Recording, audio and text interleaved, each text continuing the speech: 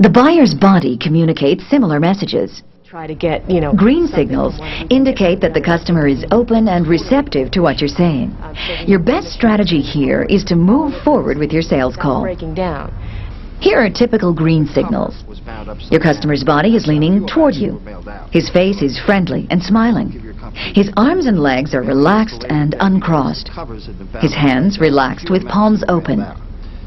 You're on your way to making a sale. Well, if you don't have any other concerns, what do you say we talk delivery dates? I know where the corporation's going. Yellow signals warn us to use caution. They suggest there is an obstacle preventing open communication with our buyer. You don't want to guess the nature of the obstacle, but you do want to uncover what it is. Here are typical yellow signals. Your customer leans away from you. Her face tense, doubtful, frustrated. Her arms and legs crossed, signaling caution. Talk to you further back. Her hands clasped and fidgeting. Yellow signals are silent obstacles that must be removed before you can close the sale. Don't ignore the body language of your customer when it indicates guardedness, frustration, tension, or doubt. What would be your best strategy for handling yellow signals? First, be sure your body communicates green signals. Had many problems at all. Second, ask open-ended questions to get the buyer to open up. Just how important is it to you to increase speed while reducing overhead? Well, obviously it's very important to me, but what's probably more important to me at this particular juncture is making sure that we stay within our budget. Third, once the unspoken objections have been addressed, continue to display green signals and use open questions to encourage your customer to open up even more. Upgrade the equipment while keeping... If we fail to respond to a client's yellow signals, it's very likely that they'll turn red.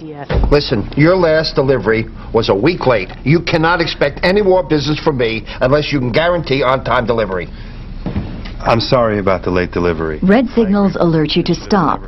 You are now facing nearly insurmountable barriers, and you need to repair the relationship first before you can move on with the sale. The cause of it was that the replacement shipment didn't go out until after the holiday. Red signals show that the buyer is becoming increasingly aggressive toward you or increasingly withdrawn from you. So remember, to enhance your selling power, the first key is to pay attention to your customer's nonverbal communication channels. The second key is to interpret the signals like a traffic light that shows you the way to the sale. The third key is to handle yellow signals early before they turn into red signals. How? Instead of reacting defensively to a yellow signal, respond positively with openness in a thoughtful, professional manner. A simple, open question will show your customer that you care and that you're prepared to deal with any obstacle to your relationship or your sale. As you ask the question, be sure that your own body language signals green. You don't want to become the obstacle in the buyer's mind. In order to manage nonverbal communication in sales, we need to recognize that nonverbal signals always precede spoken words.